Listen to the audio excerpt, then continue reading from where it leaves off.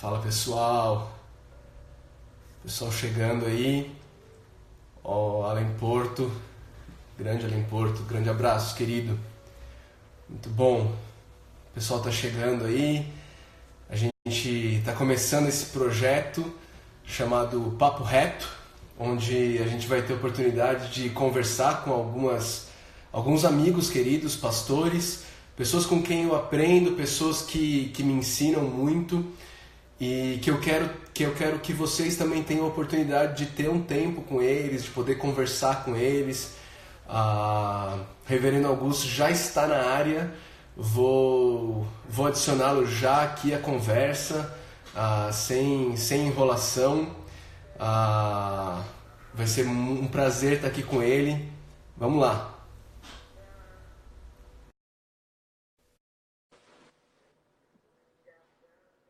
Esse tempo aqui é um tempo para a gente conversar sobre diversas coisas e vocês também. Olha aí, olha quem está na área. Tudo bem, Niel? Tudo bom, reverendo? Graças a Deus, uma alegria estar aqui contigo. Prazer é nosso. Como é que tá aí no Recife? Muita buchada de bode? Menos do que eu gostaria, mas de vez em quando dá para comer um assim. Eu já Uma avisei o delícia. Uriel que em outubro, quando ele for para a Fé Reformada, ele vai levar uns piquis para o senhor não sentir falta. Ele pode trazer, eu vou dar de presente para muita gente. Tá certo, tá certo. Reverendo, antes de qualquer coisa, muito obrigado pela disponibilidade de estar aqui com a gente, de gastar aí uma parte da sua noite batendo esse papo com a gente. Ah, claro, prazer. Prazer revê-lo, prazer estar outra vez juntos, né? Já estivemos juntos em algumas ocasiões e essa é mais uma. E me sinto muito feliz em poder ajudar. Legal, reverendo. A ideia desse tempo aqui, na verdade, eu quero fazer isso com alguns outros amigos pastores também. O próximo que vai estar com a gente é o reverendo Emílio. O reverendo Emílio Garófalo vai conversar com a gente dia 13 de setembro. E a Aham. ideia é trazer vocês, que são pessoas que são referências na minha vida, para poder ter esse papo com as pessoas aí ouvindo o que a gente está conversando e podendo aprender, crescer com vocês, né? E a minha ideia principal é tentar ajudar pessoas nas áreas de relacionamento, na área de chamado ministerial, pregação. Eu sei que hoje para o senhor isso é uma impossibilidade por causa da quantidade de pessoas que estão nas suas redes sociais, né? Mas Hum. eu tenho tentado interagir com algumas pessoas, especialmente nos últimos meses, e o que eu tenho recebido de pessoas assim perdidas mesmo, sabe, reverendo, que não tem nenhuma Uhum. instrução, que estão sedentas, elas querem, mas moram em locais onde elas não têm de fato É. acesso a alguém fisicamente para instruí-las, né? Infelizmente, essa situação acontece. Apesar do Brasil ter um número enorme de evangélicos e de igrejas, mas a qualidade deixa a desejar e tem muitos espaços também onde não tem igrejas boas e pastores de referência. É. Tá joia. A gente vai caminhar aqui meio que em três assuntos: relacionamentos, chamado para o ministério pastoral e pregação expositiva. E em cada um desses eu gostaria de começar ouvindo do senhor sobre como foi o teu começo, não é? Ah, Opa, sim. então, assim, pensando em relacionamentos, né? Como foi o teu começo de namoro com a dona Minka, o teu começo de vida de casado, os desafios que vocês passaram juntos? Então, se o senhor puder brevemente introduzir esse tema, falando um pouco do teu Isso, começo nessa área. isso. Na verdade, quando eu conhecia a Minka, eu não tinha planos de casar. Eu achava que tinha um dom do celibato. Eu estava começando a pregar o evangelho, plantar igrejas e ganhar pessoas para Cristo e estava completamente envolvido com isso. O casamento era a última coisa que passava pela minha mente. Até que eu a encontrei numa reunião de jovens num navio Dulos, aquele famoso navio da Operação Mobilização. Ele estava atracado no Porto de Recife e estava oferecendo uma palestra com o irmão André, aquele famoso contrabandista de Deus. Né? Então, a juventude evangélica toda de Recife estava lá. E eu estava lá no meio também, e na saída, então, eu encontrei a Minka, vi pela primeira vez, E aí, então, eu me apaixonei, né, à primeira vista, tal. E teve uma longa história aí, cerca de um ano depois a gente começou a namorar. Naturalmente fui pedir permissão ao pai dela, que é o reverendo Francisco Leonardo, e na época ele era reitor do seminário. E nós quisemos desde cedo, nós decidimos que iríamos namorar como crentes devem namorar, não é? E na ocasião eu tinha tido uma vida muito longe dos caminhos de Deus e tinha tido muitas experiências nessa área de sexualidade, né? E não foi difícil, né? Isso marcou muito. Ela foi criada na igreja, criada por pais evangélicos. Eu fui basicamente o primeiro namorado dela. Então tivemos algumas dificuldades no relacionamento, né? Por conta do pano de fundo diferente, né? Mas Sim. graças a Deus, Deus nos preservou. Nós casamos como se fôssemos os primeiros namorados um do outro, né? O primeiro namorado um do outro. E o nosso casamento correu, graças a Deus, muito bem. E vem, graças a Deus, já são 35 anos de comunhão, de companheirismo, de vida em comum. Dificuldades todas têm, né? Se você quiser, eu posso dar uma lista completa aqui. Aham. Mas o amor a Deus, o temor a Deus e especialmente o amor entre nós superou todas as dificuldades e estamos bem juntos, graças a Deus. Graças a Deus. Reverendo, uma questão que muitas vezes surge é o pessoal que se apaixona por alguém que tem uma teologia muito diferente. Uma Sim. teologia que eles discordam grandemente, a outras igrejas com outros costumes, mas estão apaixonados, né? E aí a questão é o quanto isso interfere no relacionamento. Interfere bastante. A teologia tem esse poder de unir pessoas das mais diferentes panos de fundo e situações, status na vida, e também tem o poder de separar, inclusive familiares, amigos e pessoas mais chegadas. Sei de histórias de pessoas que eram amicíssimas, né? Até que uma delas virou calvinista. E aí, então, não, a coisa não deu para acontecer. É claro que por trás disso, né, está a falta de compreensão, de diálogo e uma série de coisas. Uhum.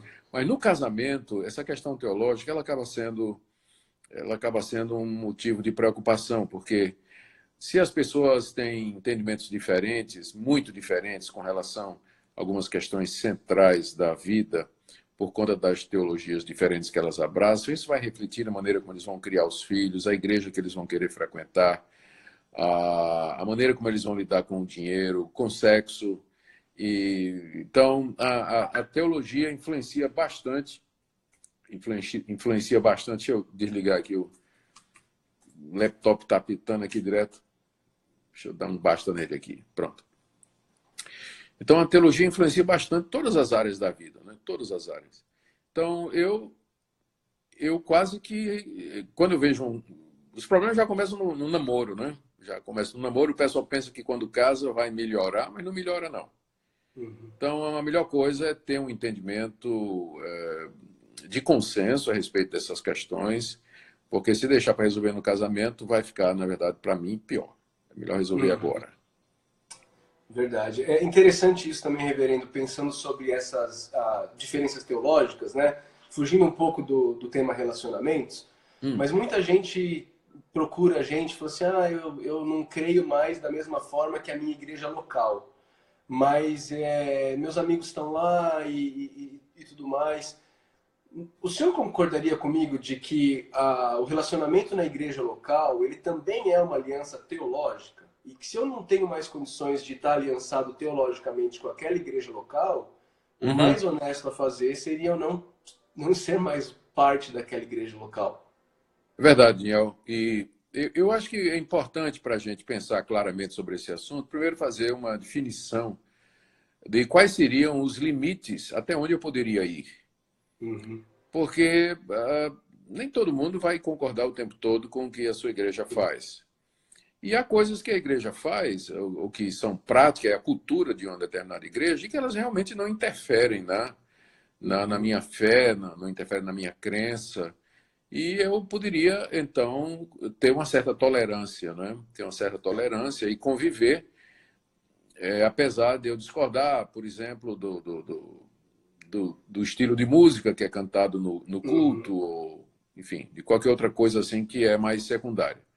Mas se a divergência é naquelas questões centrais do cristianismo, se o evangelho está sendo pregado naquela igreja, ele já foge do padrão bíblico, então aí realmente fica complicado, porque você ficar debaixo da orientação, da pregação, da ministração de um pastor que foge em pontos centrais dos princípios bíblicos, ou é um pastor pragmático, ou então não instrui o rebanho, ou quando instrui, traz uma teologia mal fundamentada, de uma forma equivocada, isso acaba fazendo mal, especialmente se você tem filhos, né, que você está querendo que eles aprendam a boa doutrina, aprendam o evangelho da forma correta, né? E aí a pessoa realmente fica numa situação muito desconfortável, né? E em alguns casos, talvez a melhor coisa seja, de fato, sair, procurar uma igreja mais bíblica, ou em outros, quando isso não é possível, compensar isso aí através das mídias sociais, assistindo vídeos, sermões, palestras, pelo menos para tentar ter uma dieta menos magra, né, e ruim de teologia e de sermões que não fazem sentido. Eu não estou com isso encorajando o pessoal a ficar em casa para assistir, viver de sermões. Eu estou dizendo permanecer na sua igreja, né, e além da prática de se congregar e tudo mais, você adiciona aí boa literatura, vídeos de sermões, para pelo menos ter uma ração bíblica regular, né, para a sua alma. Legal. Indo agora para a questão de chamado pastoral ou chamado ministerial de uma forma Sim. mais abrangente, reverendo. Uma questão que eu percebo é que muitas vezes as pessoas elas esperam que um chamado ministerial ele ocorra em meio a uma experiência, algo quase sobrenatural, né? A minha pergunta para o senhor, de novo, começando, se o senhor puder contar um pouco da tua experiência. E Sim. então a pergunta seria o quanto é necessário uma experiência para de fato se discernir chamado pastoral, ministerial? Certo. Eu começo dizendo que cada caso é um caso. Eu quero dizer que o que aconteceu, por exemplo, comigo, não pode ser usado como padrão, nem o que aconteceu com o apóstolo Paulo, nem o que aconteceu com qualquer outro pastor, né?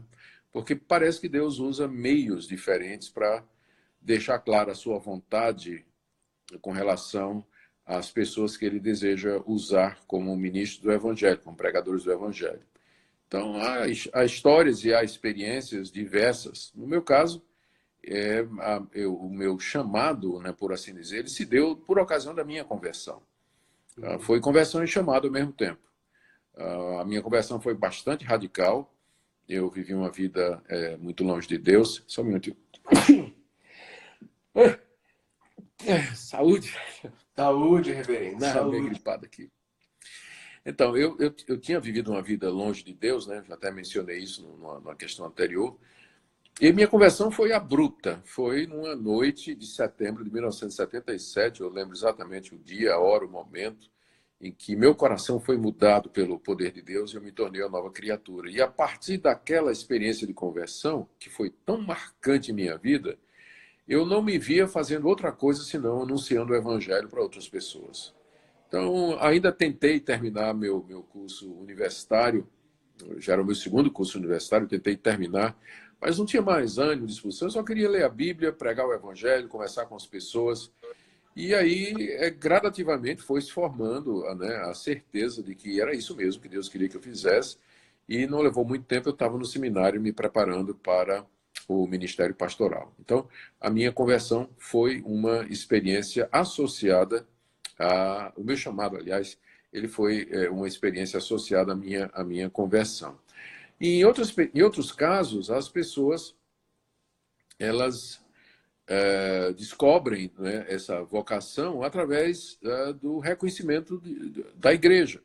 Pessoas que ficam chegando e dizendo, rapaz, eu não sei se você percebe, mas você tem um dom de liderança natural, você fala muito bem, você consegue explicar a Bíblia direito, você é uma pessoa muito focada nas coisas de Deus, comprometida, de repente, não é? Isso pode ser um sinal de que Deus está chamando você. Em outros casos, a pessoa vem de uma linhagem de pregadores, de pastores, missionários, pessoa que já é quarta ou quinta geração, então parece que corre na família, não é? Então, tem muitos casos diferentes. Agora, na teologia da vocação, por assim dizer, existem 3 pontos que são considerados cruciais no que se diz respeito a tentar discernir a vontade de Deus. Que pontos são esses que deveriam ser levados em consideração por todo aquele que está pensando se está sendo chamado por Deus ou não? Primeiro, há aquilo que a gente chama de chamado interno, que está lá em 1 Timóteo, capítulo 3. Se alguém aspira ao episcopado, se alguém deseja ser pastor, uma excelente obra deseja. Estou parafraseando, mas a ideia é essa mesmo. Ou seja, a pessoa tem que querer. Se ela não quiser, se ela não tiver vontade e desejo no coração, não adianta incentivá-la ou encorajá-la a ir para o seminário, né? Porque ela nunca vai dar um bom pastor. Porque é vocação, tem que ser algo do coração, né? Algo do coração. Então, primeiro tem um chamado interno, que é esse desejo, né, do nosso coração de servir a Deus nessa função. Segundo, eu teria o que a gente chamaria de chamado externo, é quando a igreja a qual a gente pertence, na qual a gente convive, onde as pessoas nos conhecem, elas olham para nós e dizem, sim, você tem todas as características ou as qualificações que a Bíblia coloca para servir como ministro do Evangelho.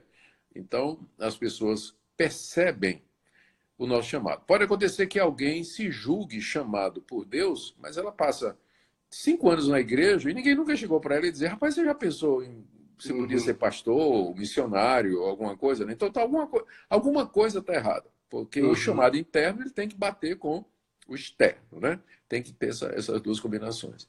E tem uma terceira coisa que seria a providência de Deus, ou seja, os acontecimentos.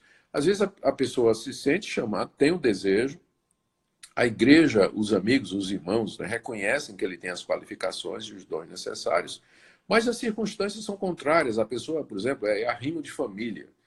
Ela tem um trabalho que ela não pode deixar, porque é desse trabalho que depende a sua mãezinha, que é viúva, ele é filho único, e tem todas as responsabilidades que o impedem de se preparar ou mesmo se desenvolver um ministério pastoral, ou qualquer outra circunstância que o impeça de se preparar e de servir. De repente ele tem o desejo, tem a vontade, mas a esposa não. A esposa diz, eu nunca me vi como mulher de pastor, eu não me vejo como missionária, não quero, não aceito que você vai fazer isso, né? Se a pessoa for casada, né? Se sentir esse desejo depois de casado. Então, se a mulher não quer, né? Aí é a situação muito... Porque o casamento é mais da metade, sei lá qual é a proporção enorme do ministério, né? E se a começar da esposa, a esposa não quer, então é um bom sinal aí de que a pessoa não falta esse chamado. Agora, deixa eu dizer uma última coisa, Daniel, sobre isso. É que a gente não deve supervalorizar essa questão do chamado interno. Porque muita gente diz assim, eu tenho um chamado. E é uma coisa bastante subjetiva. Pessoas que aparecem dizendo que tem um chamado da parte de Deus, mas a gente olha para a pessoa não tem as qualificações, a pessoa não tem a maturidade, mas ela continua insistindo. E aí quer forçar a barra, quer uma aceitação de...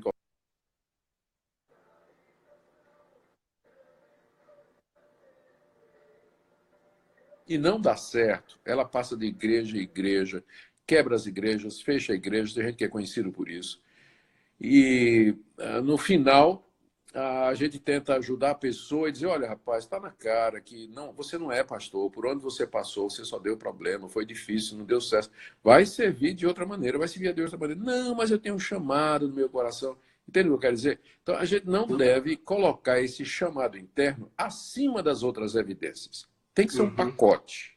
Né? Chamado interno, externo e as circunstâncias. Tem que ter um pacote para a pessoa poder, assim, ter alguma convicção de que realmente Deus o está chamando para essa vocação que é o ministério pastoral. Que é linda, mas não é única, né, reverendo? Não. As pessoas A podem gente, servir a Deus de diversas outras nossa, formas. de motorista de Uber a advogado, a gente pode servir Uhum, a Deus em qualquer profissão, qualquer serviço. legal. Muito bom. Acho que ajudou bastante o pessoal aí. Em relação à Amém? pregação expositiva também, reverendo, conta um pouco Sim, para a gente como que o senhor, quem foram as referências que formaram Augusto Nicodemos como pregador e sim. como que a gente pode instruir alguém que de repente está no ministério há anos e que vem pregando topicamente, mas que percebe hoje que a pregação expositiva poderia trazer muitos benefícios para a igreja, mas não sabe nem por onde começar a fazer pregação expositiva. Bom, primeiro as minhas influências.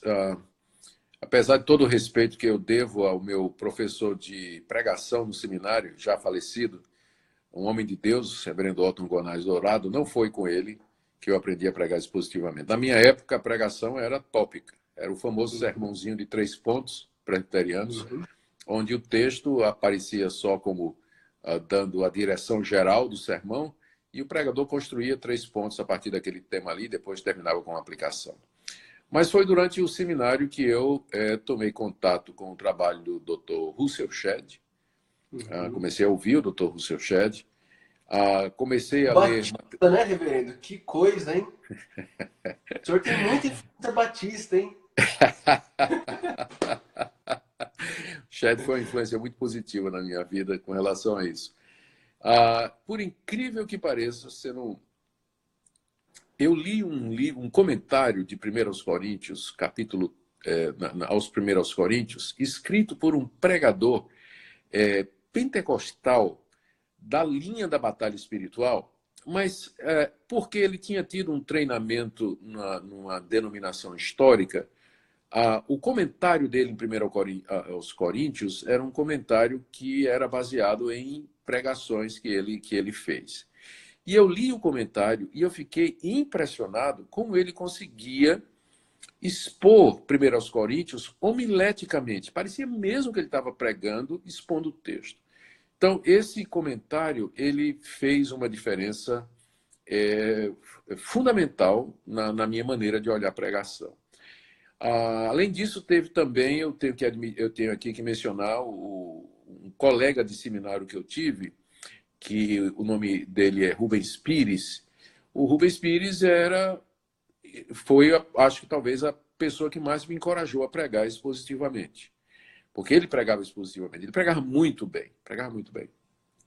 E então ele foi quem me introduziu material a respeito desse sentido, me encorajou a pregar assim, eu o ouvia pregar assim. Então foi durante o seminário, debaixo da influência do Dr. Shedd, desses livros e do meu colega, que eu comecei a olhar para a pregação expositiva como sendo realmente das maneiras disponíveis aquela que poderia melhor servir aos interesses do reino de Deus. Hoje, para uma pessoa que passou a vida toda pregando de maneira tópica ou textual, uma mudança para a pregação expositiva não é fácil, porque a pregação expositiva é mais do que um método. Não é simplesmente você deixar um método e pegar outro. Mas ela reflete toda uma abordagem à escritura, toda uma compreensão do que é a Bíblia e do que é a tarefa do pastor. A pregação expositiva é o resultado lógico de você acreditar de que a Bíblia é a palavra de Deus, que é a Bíblia que muda os corações, Uhum. e que as pessoas vêm para a igreja para ouvir a palavra de Deus, e que sua tarefa é ensinar a palavra de Deus às pessoas, é pregar a palavra. Então, essas Uhum. são convicções teológicas que vão conduzir, né, a essa conclusão. Então, se é assim, a maneira mais adequada de você pregar a Bíblia é você expor o texto, é você explicar o texto para os seus ouvintes, dizer qual é o significado daquilo que está escrito e mostrar como aquele significado tem uma aplicação para os dias de hoje, que aí é que entra a parte mais homilética, né? A parte mais pastoral de você fazer aquela aplicação.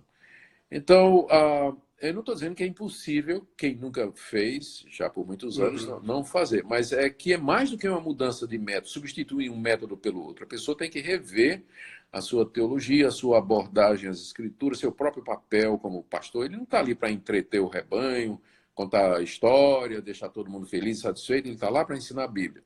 Então, isso vai requerer mudança de hábitos, porque disciplina, né? Vai precisar estudar bastante, ler bastante, pesquisar comentários, estruturar o texto. Então, é uma revolução pastoral, eu diria. Né? Não é só uma substituição de um método por outro, mas é quase que uma revolução ministerial.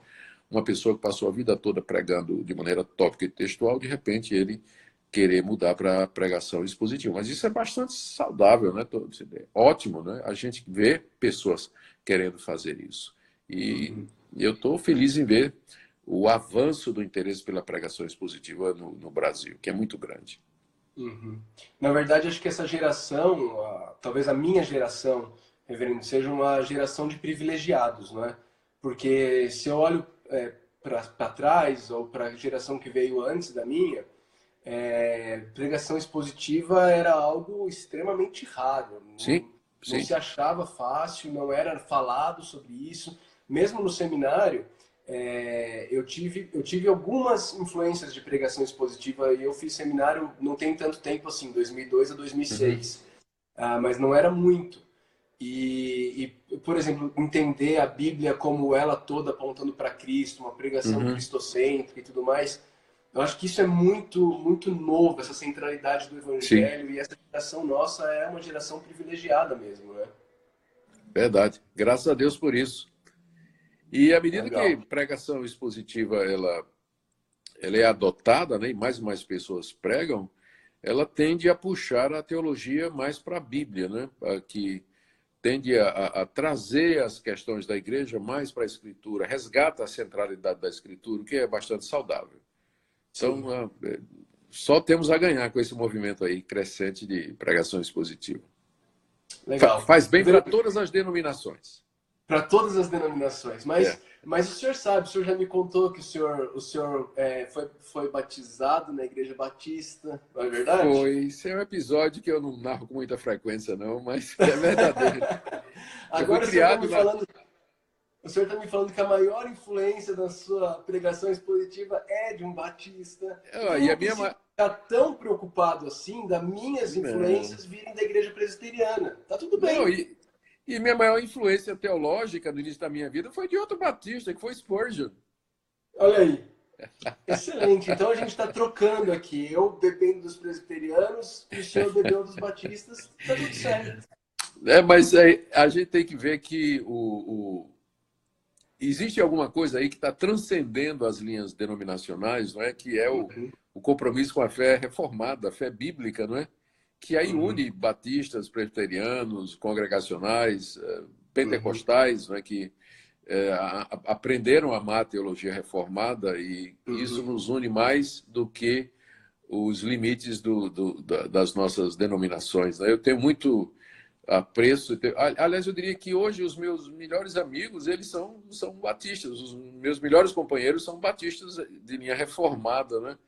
Com quem eu ando e privo da comunhão, juntamente com outros irmãos da Igreja Presbiteriana, outros da Igreja Assembleia de Deus também. Mas graças a Deus por isso. Mas sim, um dia eu já estive na Igreja Batista e já mergulhei. Tá joia, reverendo. Eu tinha planejado fazer uma coisa que a tecnologia ainda não me permite. E eu pensei que fosse possível acrescentar uma das pessoas que estão aqui participando com a gente à nossa Sim, conversa para fazer uma pergunta. Mas infelizmente o Instagram ainda não faz isso. Ele ainda não me sim, permite a trazer uma terceira pessoa à conversa. Então a gente vai ter que ficar só nós dois. Nosso tempo já está se esgotando, né? sim. A gente tinha combinado de fazer até as 20 horas e 30 minutos. Então, o que eu quero deixar é um agradecimento para o senhor, de ser essa pessoa que é tão generosa comigo e com muitos jovens pastores, eu sei disso. Eu não sou o único que usufrui da sua generosidade, mas eu sou um deles e eu sou muito grato a Deus por isso. Obrigado, E Niel. convidar o pessoal que está aí, quase 600 pessoas. Olha É, o poder da internet, né? já Numa pensou? terça-feira, à noite, o senhor está podendo falar para 600 pessoas aqui por meia hora, né? E tinha chamar essas gente que pessoas dizia que a para internet estar era do conosco. diabo, né? Como é? Tinha gente que dizia que a internet era do diabo, né? Pois é, e a gente está tendo a oportunidade de usar isso para a glória de Deus, Glória de né? Deus, sim. O caminho é esse Amém. aí. E convidar esse pessoal para estar com a gente no nosso perfil. A gente vai continuar fazendo essas lives com outros amigos, como eu disse no começo, dia 13 de setembro com o reverendo Emílio Garofalo. Muito bom. E vai ser uma alegria. Vai ser uma alegria. Obrigado, reverendo Augusto. Muito Eu que obrigado. agradeço. Eu agradeço a oportunidade, Niel. Deus abençoe nesse projeto aí e que seja uma bênção aí para essa geração que Deus está levantando aqui em nosso país. Amém, reverendo. Deus te abençoe. Um Ok, abraço querido? no caminho. Amém. Obrigado.